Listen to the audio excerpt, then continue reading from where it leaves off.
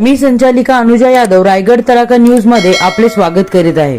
खोपोली शहराच्या वैभवात भर पडावी म्हणून खोपोली नगर परिषदेच्या तिजोरीतून लाखो रुपये खर्च करून शहराच्या प्रवेशद्वारात कमानी उभारण्यात आल्या, परंतु या कमानींच्या अवस्था लवकरच बिकट झाल्याने अर्थात नगर प्रशासनाला खोपोलीकर शिव्या शाप देत आहेत।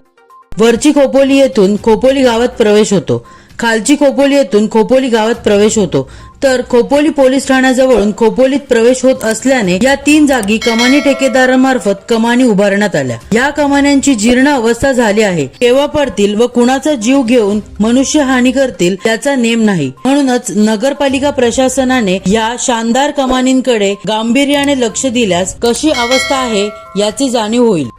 खोपोली नगरपालिकेच्या डॉक्टर बाबासाहेब आंबेडकर रुग्णालयाच्या प्रवेशद्वारातील कमानीकडे लक्ष दिल्यास डॉक्टर बाबासाहेब आंबेडकर यांच्या नावालाच अनेक प्रकारचे डाग लागल्याचे दिसून येईल व कमानीची अवस्था देखील चांगली आहे असे म्हणता येणार नाही। वरकरणी चांगली दिसून येत आहे।